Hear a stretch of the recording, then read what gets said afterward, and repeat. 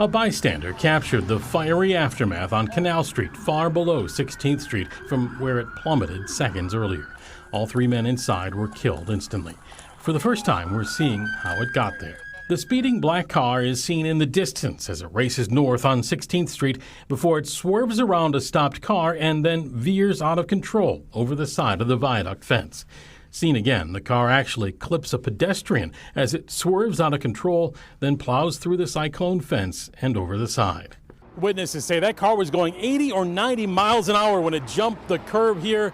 No chance of stopping, plunging right through this fence to the fatal plunge to Canal Street far below. More new video shows the men less than 2 minutes earlier squealing off from a traffic stop for suspected drug dealing.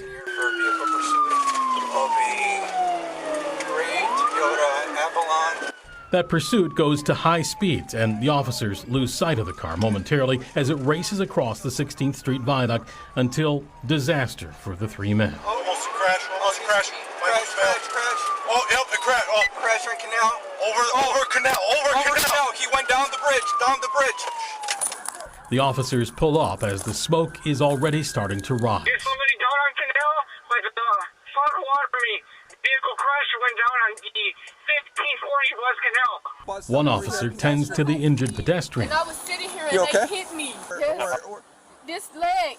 As the other races down a stairwell to help, but the car was already a crumpled inferno. In Milwaukee, Nick Bohr, WISN 12 News. Pain in the hips, torn glute, and cuts right eye. See it swollen. Casimir Rutherford now uses crutches to get around his home. Hard for me to walk on my own right now. And you don't really remember any of the crash?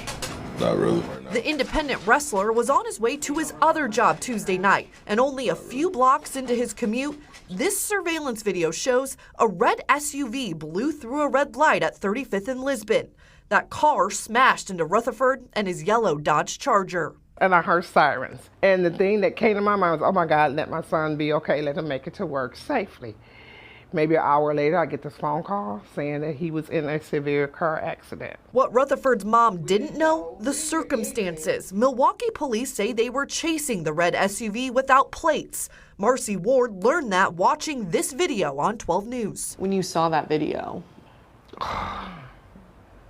what was going through your head? When I saw the video, I was just like, is my son okay? You know, will he make it through this? Ward would like to see fewer Milwaukee police chases. The van speeding. And traffic calming measures along Lisbon. For the time being, though, she's grateful her son is alive. You know, still breathing and everything. Still got that going for me. So, I mean, my car is wrecked, but, you know, everybody tells me something that can be replaced, and I agree with that, you know.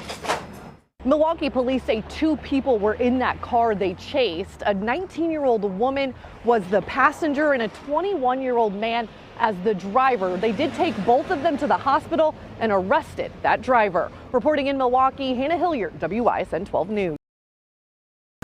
2 people new to Milwaukee got introduced to the city's violent side pretty quickly. They'd been living here for just a few months, and then someone opened fire outside of one of their homes. Milwaukee police say the incident happened on May 14th in the 4200 block of West Spalding Place. Around 9:30 at night, detectives say 2 people were sitting in their car right outside of one of their houses, and that's when a group walked up to their window and opened fire. Both the driver and passenger were able to flag down a nearby police officer for help.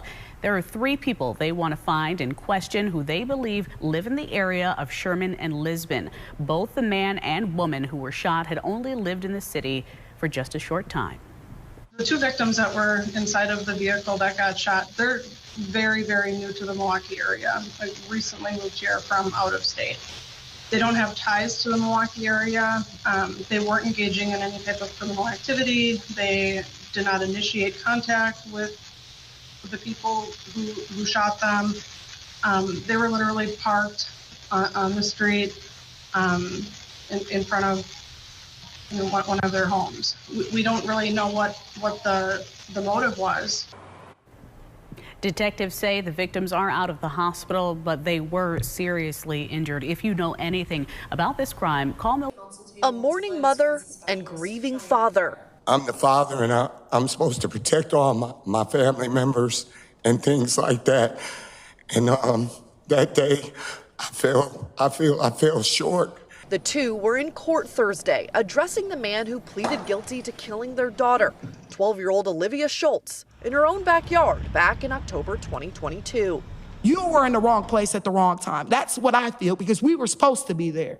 Investigators say the family was unloading groceries when they looked at two masked teens in the alley, one of them Benjamin Garrett. Prosecutors say both teens eventually walked away from the family, but then turned around and opened fire. This is what it's come down to. You can't look at anybody, or you may get shot. Injuring mom and killing Olivia. Garrett apologizing during his sentencing Thursday. I caused the death of an innocent human being, an innocent young girl. A young innocent girl I can never bring back. I think about this every day. Not that it's something that I'll ever be able to forget. The judge sentenced Garrett to 22 years of confinement. Her mom afterwards calling it justice. Somewhat. Feeling a little bit of just a little bit, because no matter what happens in there, I still got to go home and know she's not there. A second teenager, Cornell Hennard, is facing the same charges as Garrett. His trial is scheduled to begin next month.